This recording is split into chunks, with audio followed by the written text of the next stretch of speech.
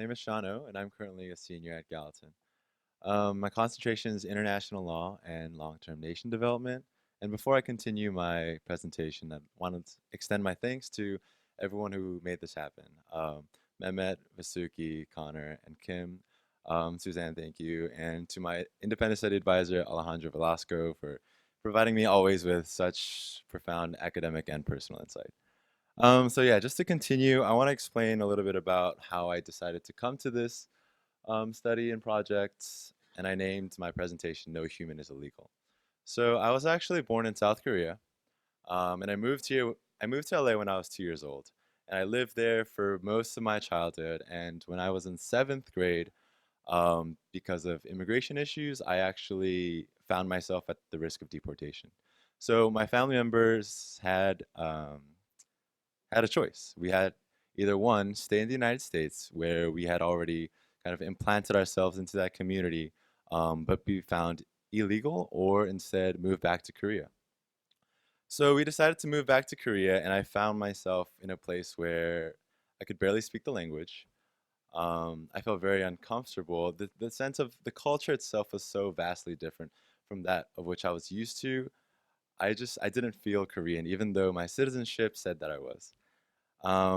But even still, even in my hardship, I think it is really important to note that I never actually felt a physical fear of my physical existence in that space.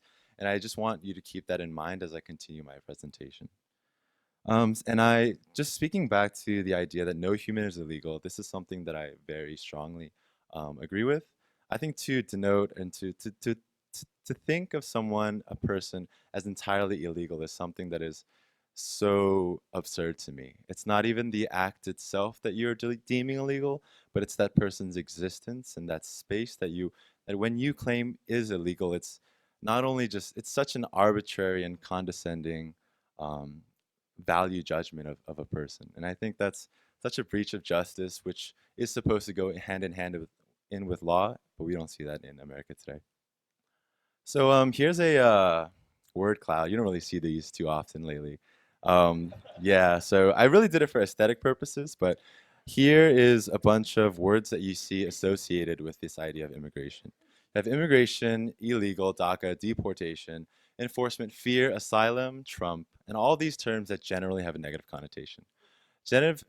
Even to us, we feel a little icky or gross hearing these terms, but imagine the fear that is directly instilled into those that feel at risk by these exact terms.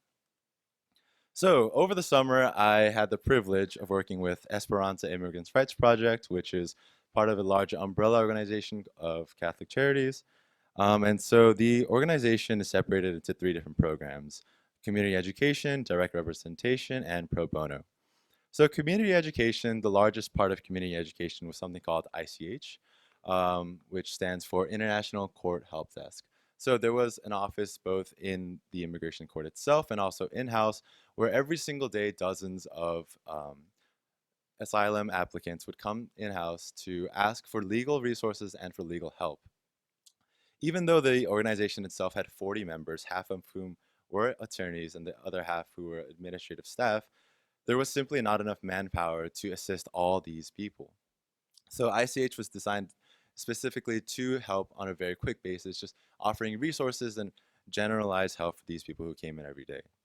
And direct representation was separated into two different categories, assisting both children and detained adults separately. So children themselves were not at that moment detained with the adults, so they were actually allowed to stay with close family and friends who were not detained. And so they would come in house where lawyers would meet with them directly and represent them and go with them to court to represent them. And in for the detained adults program, the attorneys would drive 3 to 4 hours to go to Adelanto and meet with them every single day to have a case there. And the last part is pro bono. So, like I said before, there was just simply the too many people that needed to be helped. The population of those that were at risk was simply so large that the organization itself had a vast network of other lawyers who, out of the goodness of their heart, decided to help. Um, and that's how they had the pro bono organization. And so even the this was such a difficult time. and also such an interesting, but also more importantly, like I said, difficult time to be working with administration.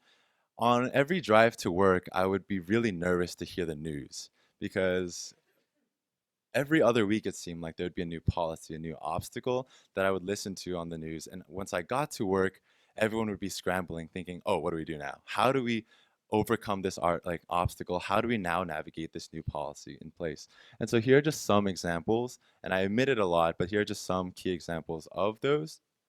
And on top of these, there were also the ICE raids that happened, that have been claimed to have happened, inciting fear into so many people. And honestly, I feel like a big part of the reason why I chose this is because many people don't understand the fear of like leaving your room, leaving your house, thinking and wondering, is today the day that I'm going to be separated from my family, from my loved ones, from my community, into a place where my life is at risk? And so, delving into specifics of asylum, there are actually two different general cases of asylum. There are affirmative cases and defensive cases. And so, affirmative claims are generally or relatively easier or give a little more deference because you first apply with USCIS, and if that is denied, then you can go to the immigration judge to reapply. Whereas for defensive claims, you're already in deportation proceedings. The premise is that you are being deported and you now have a burden of proof, or you now need to prove that according to asylum law that you deserve and you must live in the United States. And I remember one particular example. The first time I followed the attorney to immigration court, I knew what I signed up for. I knew that I was going to deportation hearings for children, but even so, I remember when I was there, I was utterly shocked. In a docket of around 10 or so children, the judge found that the premise was that the judge found each person deportable. Now, each child who could not even speak for themselves, who did not understand what was happening in that scary place, now had to fend for their own lives. And even now, like us educated here at NYU, I don't know if I could do that myself. And I'm expecting anyone from the age of 3 on to even at the age of 18, asking someone to do that, it just seemed like such a moral harm. And moving forward, so going back to the asylum, there are two general criteria to get asylum. There's something called an objective fear criteria and a subjective fear criteria. Objective fear criteria, to provide a general example for just for heuristic purposes, is if a person is deemed, or if a person is homosexual and country X persecutes those that are homosexual, now that individual has objective fear of in that country because of their identity, because of their particular social group, they are now in fear, which leads to the second part, subjective fear. If the government knows that that individual is a homosexual, then that person also has subjective fear. Now, there is something to be said about having to fulfill both these criteria. And these criteria itself in the law ingrained as such specific criteria that if you do not adhere to these specific things that the law asks, then you simply cannot apply and you simply won't be granted asylum. You go to the country, you will be deported to the nation that you seek asylum from, where your life is at risk, and more often than not, will be presented a greater danger, as presented by many of my other colleagues. Um, and so here are just some other types of humanitarian relief that the Esperanza worked with. The T visa, which was for human trafficking, U visa for certain crimes, specifically generally gang violence, SIGIS, which was for immigrant juveniles, and the last one for VAWA, for violence against, under the Violence Against Women's Act. There were also a variety of more obscure and smaller laws, but these were the more general and the bigger laws that that the firm itself worked with. All right, so what now? That was a lot. I'm sorry.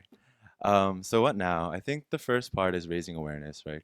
This is the reason why I chose to do this particular topic. And going back to in the beginning, like I said, when I was displaced back to Korea, I did not have a fear for my life. I was uncomfortable, sure, but never did I feel exactly what those of these populations of whom I worked with felt. And I think that even if it's so difficult for me to feel exactly what it is, then how much more difficult is it for us to forget in our everyday lives how the general fear of just leaving your house and not knowing whether you're going to be returning, whether you're going to be returning to that house later that day or not. That's a fear that we simply can't understand. So raising that awareness is something that I wish to do. And second is going to law school. So I'm studying for my LSATs right now, and it's been really stressful. But I think on a more practical sense, the law does govern a lot of the general inner goings of our lives. We adhere to the law. So I feel like I want to go to law school and both understand working within and outside the law to change slowly the terrain of how we understand asylum, how we understand illegal immigrants. And the last is volunteering at similar organizations. Like I said, I'm studying for my LSAT, so it's been a little rough. But I think after, I wish to seek into looking into more organizations such as Esperanza, because I know and I've been told by various individuals that there are different opportunities here. So seeking those opportunities out and continuing the work that I've been doing so far. Thank you.